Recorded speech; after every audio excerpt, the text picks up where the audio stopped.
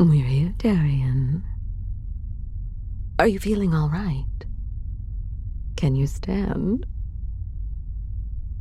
I may be getting a bit overprotective, but it's important you understand your mental distress is just as real as the physical. That's the whole reason we're here, to clear your head with something better.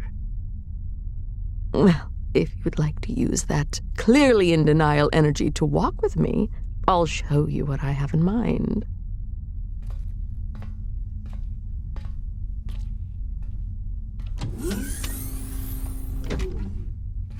No, this won't be anything too special. I just repurposed a room on board the ship. Would you like to sit with me? Oh, I really enjoy being around you, Terran. Do I say that enough? Let me say it again, just to drive the point home. You changed my life, Terran. And while our history is a little more complex than I'm about to give it credit for, I'd say the biggest moment happened right here, in this room. That's right.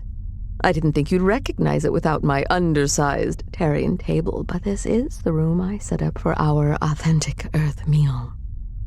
The first place where I actually meant it when I said, I love you. I didn't understand love before that, did I?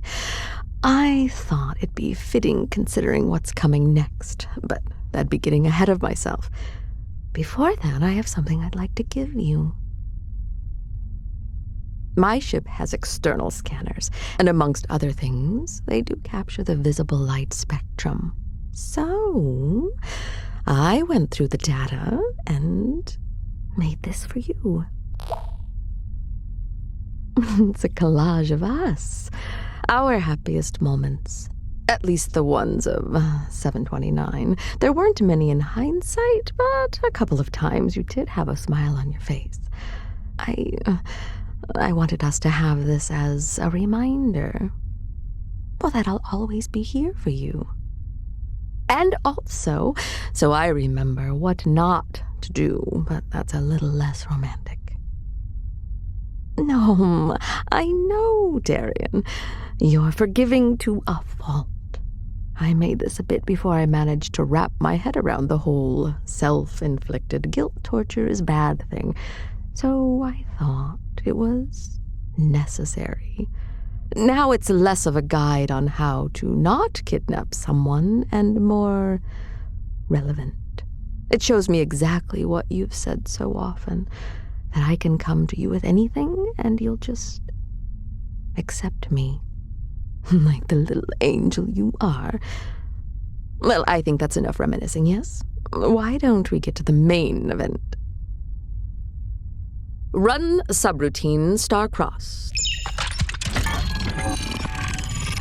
Terran, welcome to my... Oh, no.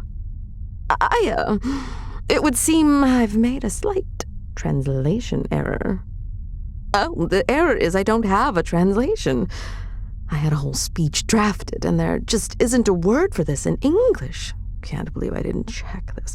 How could I have missed it? No, wait. I can recover.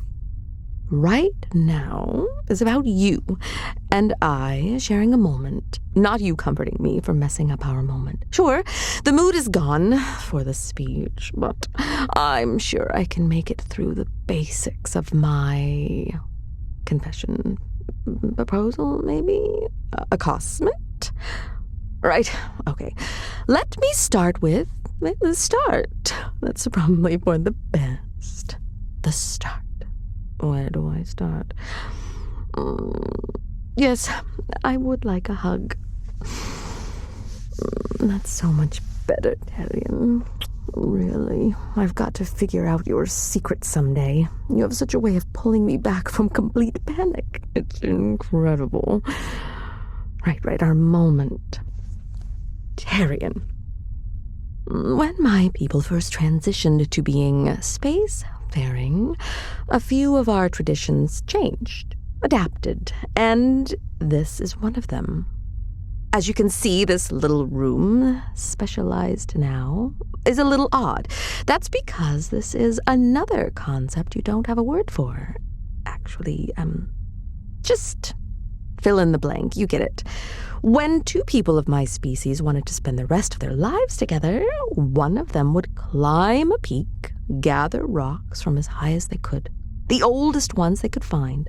Then they would come to a room like this one and melt it down into something special, a symbol or object that the pair could share. Oh, very astute. I guess you see where I'm going with this, but the tradition changed a little when spaceflight was popularized.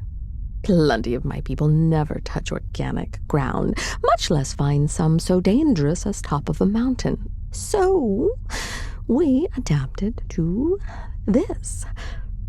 We're in the center of an asteroid field, one I picked out just for this moment, and we're going to get quite the show here in a moment, hence the quasi-observatory I modeled the room after. Well, since anyone could just fly up to the top of a mountain, the selection process became less challenging and more of a choice. People wanted the oldest rocks they could find, and where better to find them than out here? With no geologic processes to reconstruct the rocks, and no pesky abstraction forces to weather them down, these rocks are as old as the solar system they are a part of. Oh, with all that said, the tradition did evolve further. Well, in a lot of ways, actually, and rather than explain them all, I think it would be better to just show you. So, Terran, if you're ready, then we can start. Perfect. Terran, I love you. And I want to spend the rest of my life with you. So, if you feel the same, then please click this button and enjoy the view. I doubt the cultural nuances of that mattered much to you, but I hope you enjoyed the show. Ionized implosions are quite spectacular in and of themselves. Well, I think. That was the very first step. As you can see, the ship is already pulling in bits of the rock. We're looking for a very specific piece. Oh, there! A meteorite's core. One that we energized in just such a way to look like this. A perfect sphere. Oh, I spent a lot of time thinking about what I wanted our symbol to be, but nothing I could think of did us justice. No one memory or item could ever encapsulate everything that we are. So I went with this. A shape with no edges, no ends, no obvious meaning. Something completely against my culture, and foreign to just about anyone who views it. Something that would seem meaningless to everyone except us. Oh, thank you. I thought it was rather fitting. Now, the last step. Would you stand up, please? Okay, now give me just this one moment to lower this. There, eye level.